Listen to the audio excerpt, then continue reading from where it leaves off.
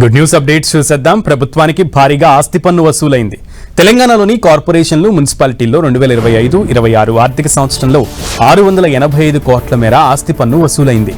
Cure పరిధి బయటి ఈ పట్టణాలు, నగరాల్లో 2024-25తో పోలిస్తే 68 కోట్ల మేర ఆస్తి పన్ను వసూళ్లు పెరిగాయి. మంచిర్యాల, రామగుండం, నిజామాబాద్, వరంగల్, కరీంనగర్, ఖమ్మంలో ఆస్తి పన్ను ఆదాయం పెరిగింది. కొత్తగూడెం, మహబూబ్ నగర్, నల్గొండలో తగ్గింది. హుజూరాబాద్, జమ్మికుంటలో 100% ఆస్తి పన్ను వసూలైంది.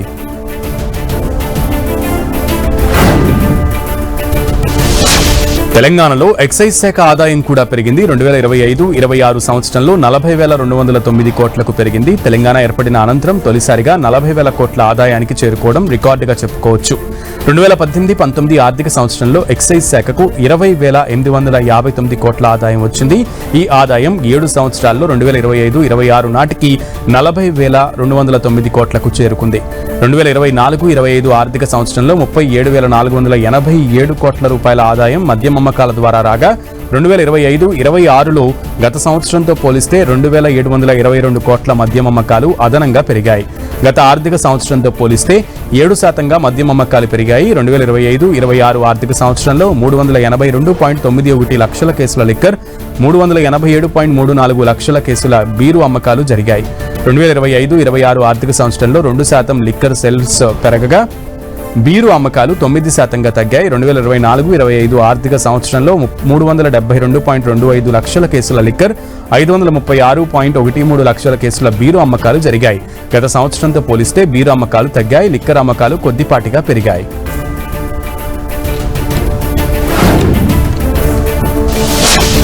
దేశంలో వస్తు సేవల పన్ను వసూళ్లు సరికొత్త రికార్డు నెలకొల్పాయి. భారీగా పన్ను వసూళ్లు జరగడంతో ఈ మార్చి నెలలో జీఎస్టీ ఆదాయం తొలిసారిగా 2 లక్షల కోట్లు దాటింది. నిన్న విడుదలైన అధికారిక గణాంకాల ప్రకారం మార్చిలో స్థూల జీఎస్టీ వసూళ్లు 2,64,000 కోట్లుగా నమోదైంది. గత ఏడాది ఇదే నెలలో వసూలైన 1,83,845 కోట్లతో పోలిస్తే ఇది 8.8% అధికం. దేశీయంగా స్థిరమైన ఆదాయంతో పాటు దిగుమతులపై పన్ను వసూళ్లు గణనీయంగా పెరగడమే ఇందుకు ప్రధాన కారణమని నిపుణులు చెబుతున్నారు. దిగుమతులపై పన్నుల రాబడి ఏకంగా 17.8% పెరగగా దేశీయ లావాదేవీల ద్వారా వచ్చిన ఆదాయం 5.9% వృద్ధిని నమోదు చేసింది. ఇక రీఫండ్లను సర్దుబాటు చేసిన తర్వాత నికర జీఎస్టీ వసూళ్లు మార్చిలో 1,77,990 కోట్లుగా నమోదయ్యాయి.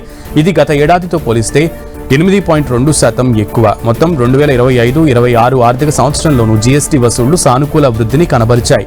ఈ ఏడాది స్థూల వసూళ్లు 8.3% వృద్ధితో 22.27 లక్షల కోట్లకు చేరాయి. అంతకుముందు ఆర్థిక సంవత్సరంలో ఇవి 20.55 లక్షల కోట్లుగా ఉన్నాయి.